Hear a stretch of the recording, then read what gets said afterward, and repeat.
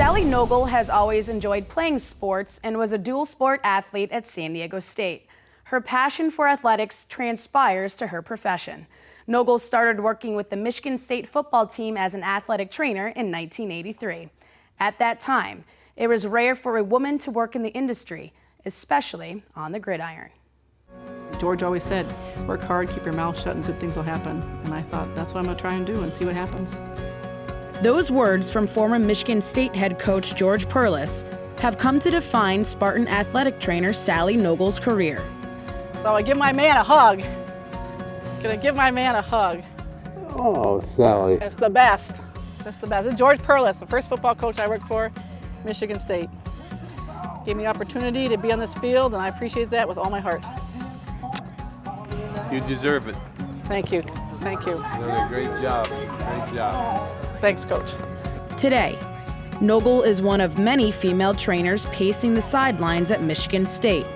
Quite a change from what she encountered when she first arrived in East Lansing in 1983. I was the only female on staff. There were only 3 of us. Women could work football, but not go out into the football field with them. We could work in the training room, take care of them, but not actually go out in the field and be there. That'd be awesome. My specialist, I always love my specialist. I think it was more George, the head coach, because he was like, yep, I'll let you out here, and he smiled at me, and we just went on and started working, and because he realized at that time that it was just an athletic trainer. I'm an athletic trainer, I'm not, whether I'm female or male, it didn't matter.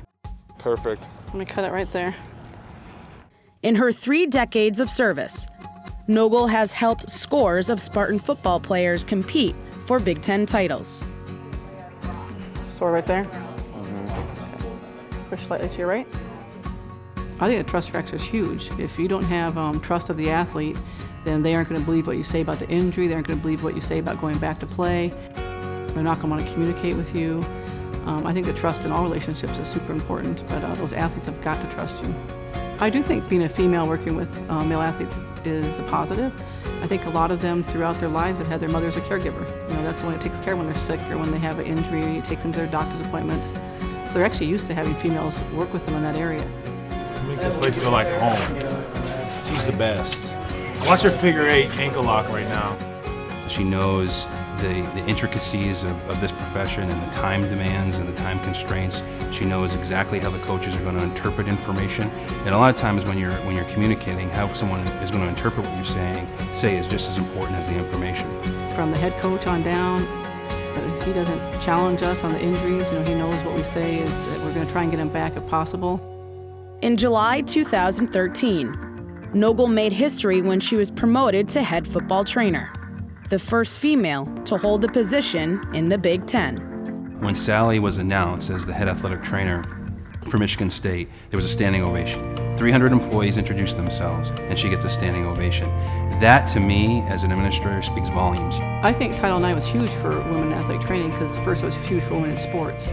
So once they started having more teams and better conditions for women in sports, then that grew. Sally was part of, 25 years ago, a trend here that really said we're going to make a statement in athletic training and be trailblazers in this industry.